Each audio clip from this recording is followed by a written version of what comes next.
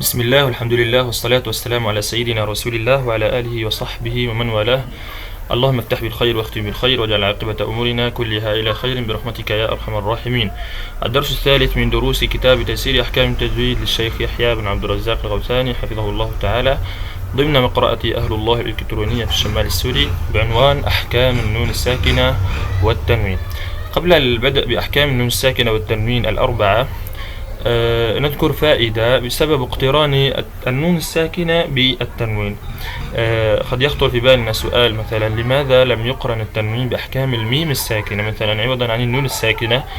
فالجواب أن التنوين في لفظه هو نون ساكنة، هو نون ساكنة. أنا إذا قلت قرآن فأنا لفظت تنوين الضم هنا نون ساكنة، فلهذا قرنت أحكام التنوين بأحكام النون الساكنة وجعلت أحكام واحدة.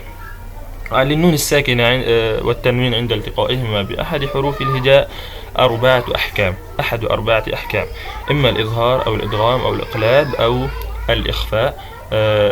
نتكلم عن الإظهار في هذا الدرس وبقية الأحكام في الدروس القادمة إن شاء الله تعالى.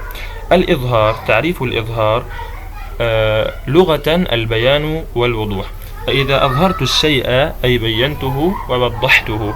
أما اصطلاحا فهو إخراج كل حرف من مخرجه من غير غنة، وفي بعض النسخ من غير غنة زائدة. ما معنى إخراج كل حرف من مخرجه؟ ما المقصود بكل حرف؟ كل حرف المقصود فيه النون الساكنة والتنوين أو التنوين والحرف الذي يليها من أحد حروف الإظهار، أي إخراج كل حرف من مخرجه بطريقة صحيحة من غير غنة زائدة في النون أو في التنوين. فإذا وقعت النون الساكنة أو التنوين قبل حروف الحلق الستة وجب إظهارهما وبيانهما من غير غنة. لحكم الإظهار 6 حروف كلها تخرج من الحلق، ولهذا سميت حروف الحلق أو الحروف الحلقية، وهي كما جمعها بعض العلماء في أوائل العبارة التالية: أخي هاك علما حازه غير خاسر، وهي مرتبة حسب مخرجها في الحلق، فالهمزة والهاء في أقصى الحلق، والعين والحاء في وسط الحلق، والغين والخاء في أدنى الحلق. طبعا علماء التجويد دائما يبدعون في تنسيق مثل هذه العبارات من أجل تيسير الحفظ على المتعلمين. أمثلة على حروف الإظهار: مثلا الهمزة قوله تعالى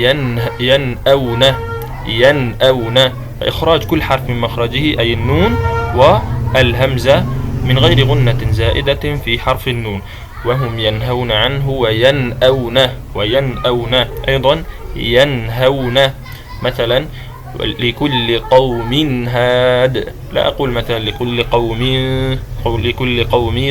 هاد، لا، لكل قوم هاد. مثلا وتنحتون، لا أقول تنحتون بالإخفاء، وتنحتون. مثال آخر مثلا لعفو غفور، لا أقول لعفو غفور. والمنخنقة من خير. هذا وما كان من توفيق فمن الله، وما كان من خطأ أو نقص أو نسيان فمن نفسي والشيطان، والحمد لله رب العالمين.